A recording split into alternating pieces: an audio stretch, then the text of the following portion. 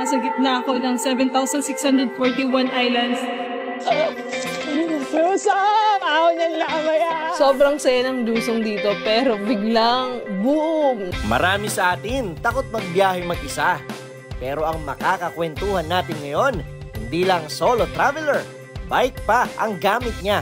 At ang kanyang super trip sa buhay ang mapuntahan ng bawat sulok ng Pilipinas.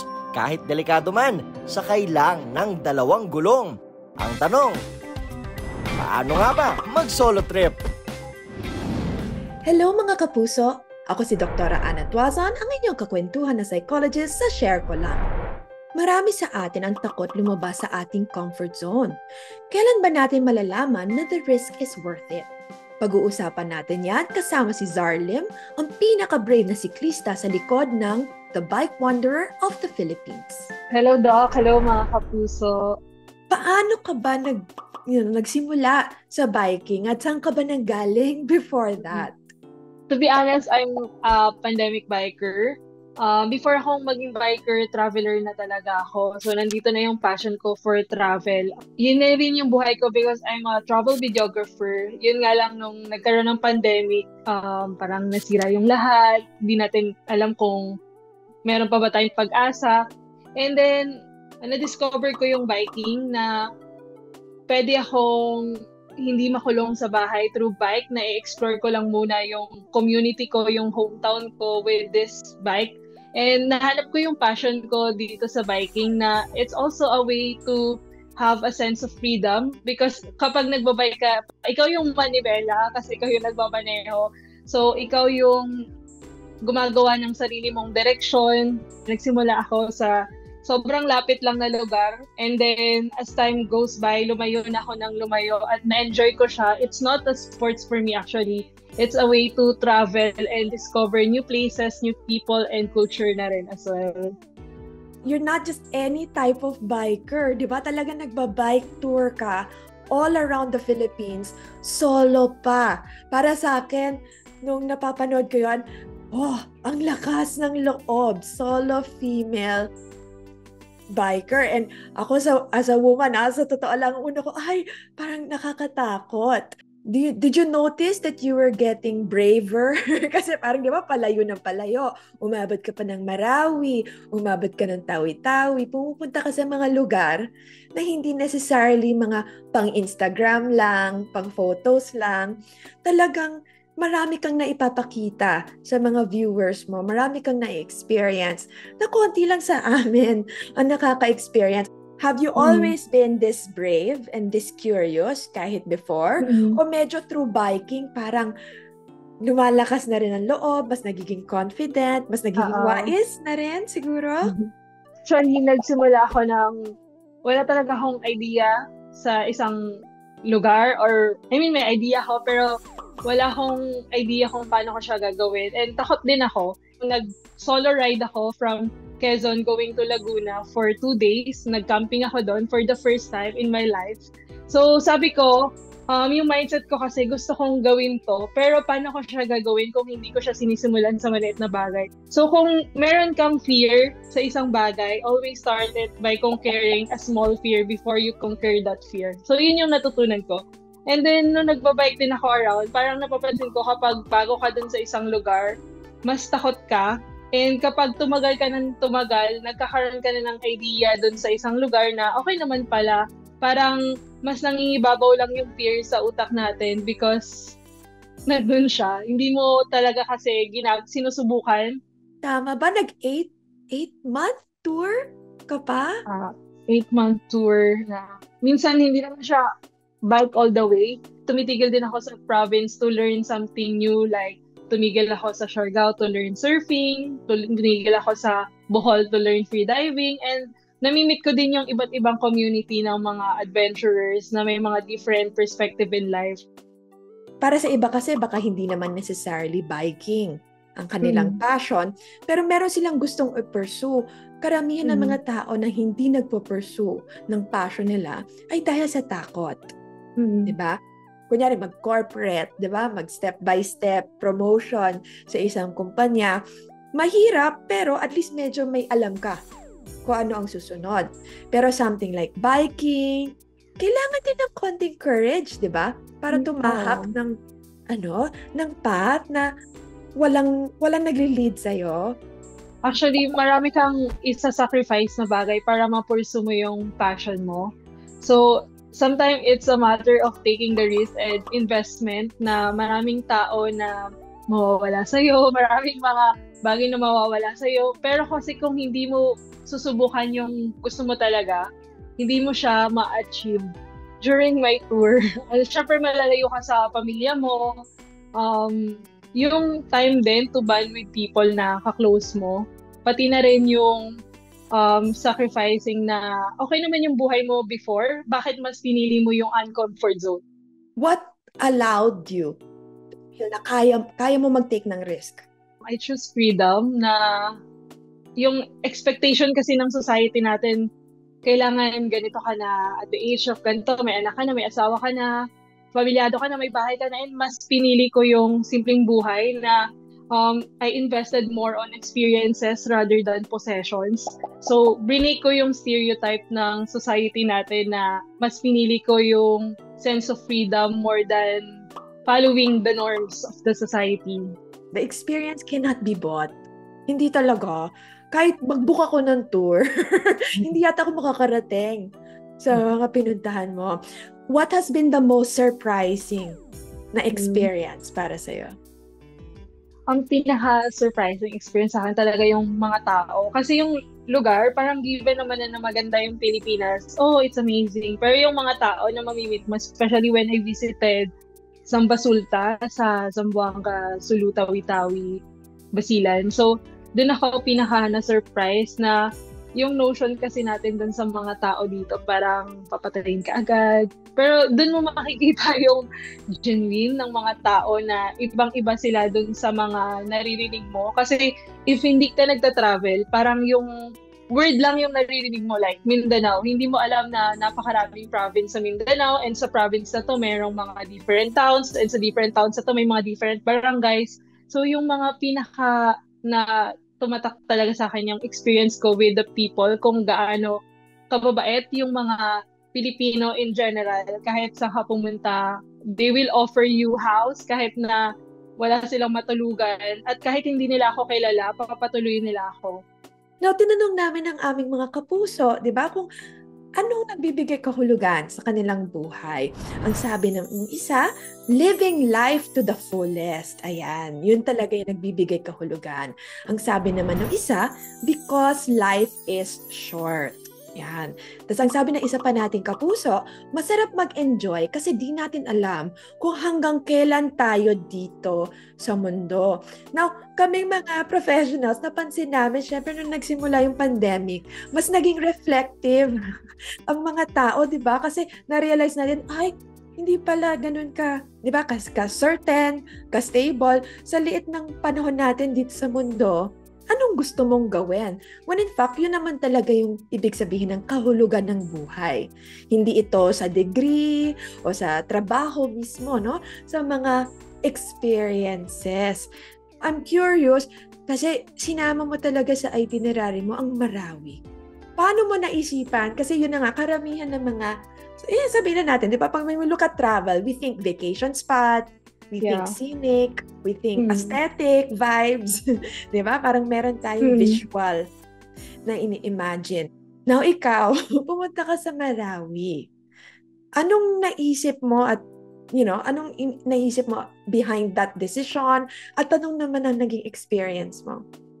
Aside from goal ko, mapunta yung 81 provinces ng Philippines, parang when you're traveling for a long period of time, yung mga beaches, parang nagiging pare-parehas na lang sa akin siya. So, I'm craving to get to know more the people, yung break yung stereotype natin. So, nung pumunta ako ng Marawi, syempre takot din ako kasi nga alam ko na may nangyaring ganito.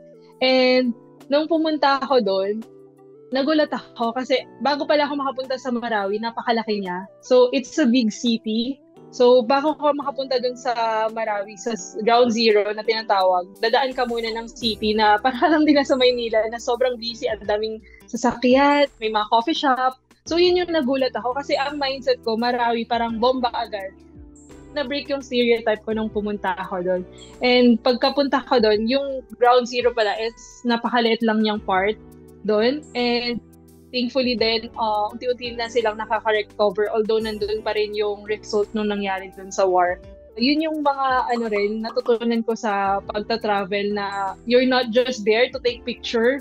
Maganda kung nagta-travel ka to learn something new, to learn from the people, the culture. Kasi kapag pupunta ka lang for the sense of picture, wala namang sense. I mean, may sense for documentation, pero if you get to know the place itself, mas matututo ka and eventually mag-iiba yung perspective mo kasi nakukuha mo din yung perspective nila kung bakit ganon. So, yun yung nagustuhan ko din sa pagta-travel. So, actually, naiisip ko, Zar, medyo hindi fully captured yung term na solo rider. Diba? Kasi yes, solo ka, you're doing it on your own, and yet, yung mga stories mo are about connection. Connecting with the people, community. So, even though I'm a solo rider, parang never kong na-experience na solo ako because there are people na sasabay sa akin, kahit di nila ako kilala, mag-hi sila. And minsan ipapasa-pasa nila ako dun sa mga ibang bikers. So, nabubuo yung community ng not just bikers but also adventurers out there. Yun. Kamusta ang cycling community? Minsan kasi kumukontak ako ng mga tao, especially na alam ko na medyo critical tong lugar na to. May mga biking group per town actually. So may mga president per town. So sinusuportahan nila lahat ng nag-Philippine tour. And nakakatulong din siya to attract bikers from abroad na unti-unti na silang pumapasok dito sa bansa natin to explore the Philippines through bike. So napakalaki ng biking community at kahit na mag-isa ka, hindi mo siya mararamdaman. Sir.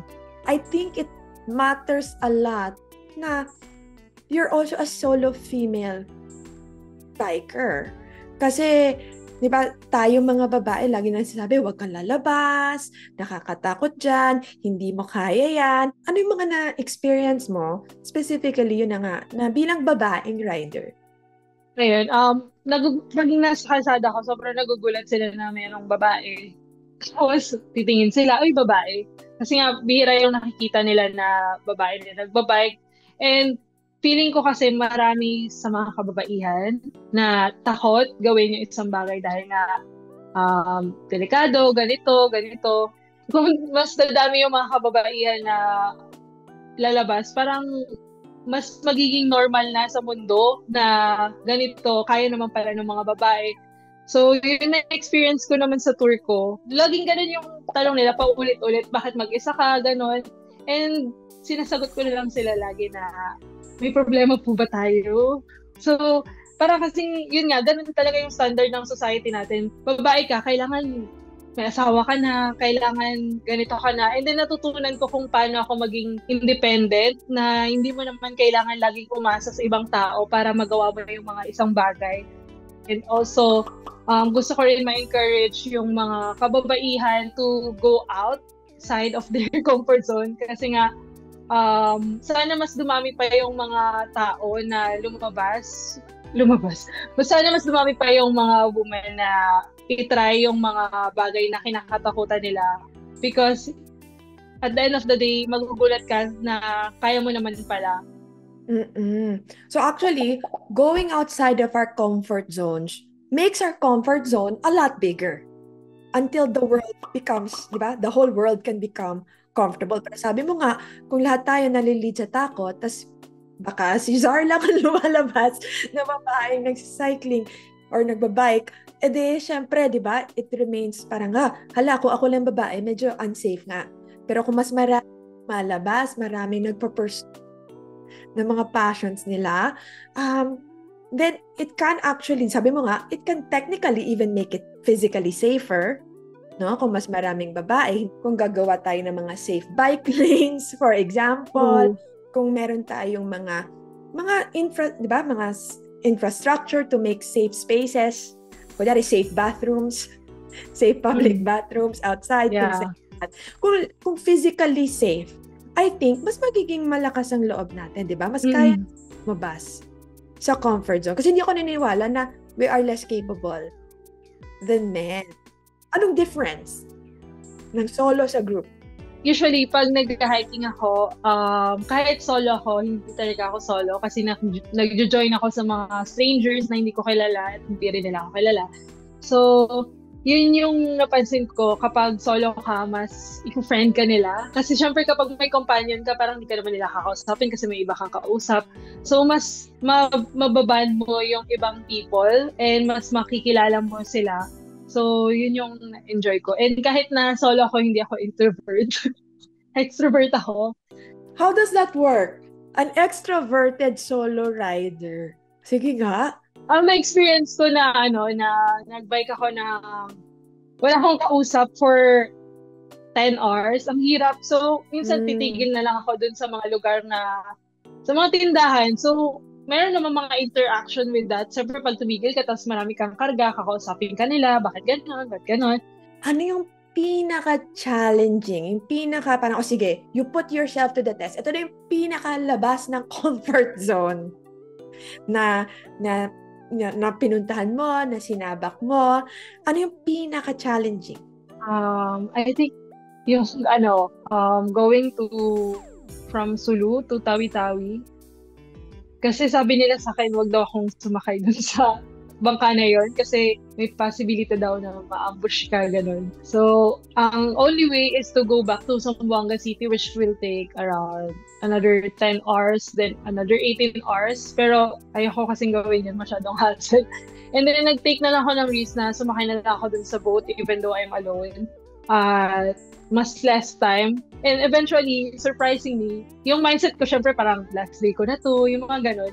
Ang bait din ng mga tao na kasama ko dun sa bangka, parang o-offeran kanila ng food, iihi ako dun sa parang bathroom dun sa boat, tutulungan pa nila ako, may malong, sasamahan pa ako para lang maka-CR. So, parang takot na takot ako nung time na yun, pero nawala na yung lahat nung nandun ako sa mismong situation. And meron din ako mga challenges na nandun ako sa mga liblib na lugar, tapos hindi ko alam kung saan ako matutulog kasi wala namang mga hotel doon. And then, nag-try akong mag-wild camping. Yung wild camping is yung magkakamp ka lang sa gilid-gilid nang hindi naman siya super safe. Pero, bago ko naman gawin yun, na-feel ko naman na okay siya kasi meron dong family. I can imagine yun na nga, the thrill and the adventure is also there. Sige. Gusto ko lang naman i-make sure, no, na balance ang ating, di ba, safety and adventure. Pwede ba yon? Can one have an adventure that's also safe? Meron akong mga safety precautions. Bago ko gawin tong isang bagay na to, ipaplano ko muna siya na saan ako titigil. Meron akong application na matatrack ko yung elevation gain, yung ahon ng isang lugar, kung ilang oras ko siya ibabike. And kung saan ako pwedeng mag-stop over doon. Tapos, meron din akong i-contact ng mga biking community just in case na kailanganin ko ng something. So, kung nag-research ka dun sa mga bagay-bagay beforehand, malaki yung matutulong niya for safety precautions. Kasi aware ka, pero at the same time, safe ka dun sa isang place. And meron din mga applications like Life 360 para ma-detect ng mga family members mo kung nasan kang lugar. And yun, better din if meron ka nang nakasave na mga emergency contact doon sa isang lugar for safety purposes. Just because we're adventurers doesn't mean we can't take precautions. And in fact, the more you want to adventure, lalo na kung maghihikayat tayo ng mga tao na mag-take ng risks, napaka-importante din na meron tayong precautions. Kasi there's enough fun in the adventure. Hindi natin kailangan, di ba, sobrang dagdagan by lack of preparation. Yun. Ano yung pwede mong i-advise or i-mensahe sa mga tao na medyo na-realize nila, uy, parang I wanna go outside of my comfort zone and I wanna take risks? Yung pinaka-natutunan ko kasi is kung hindi ka lalabas sa comfort zone mo, hindi ka mag-grow. Pero, bago ka lumabas sa comfort zone mo, tanongin mo muna yung sarili mo, worth it ba mag-risk? You cannot grow kung lagi kang nasa loob ng comfort zone, di ba? Para mas malawak ang perspective, mas maraming kaalaman, mas maraming experience, syempre kailangan lumabas ka. at i-experience yon at sumubok. Tama. Okay, nako, thank you so much, Zar. Thank you so much for your time. Thank you so much. Sana sa mga kababaihan dyan, huwag kayong matakot kasi napakalaki ng mundo. Kung may gusto kayong pag-usapan, mag-iwan lang ng comment below or email us at sharekolang@gmanews.tv. We're also streaming on Spotify, Apple Podcasts, and Google Podcasts. Thanks for tuning in.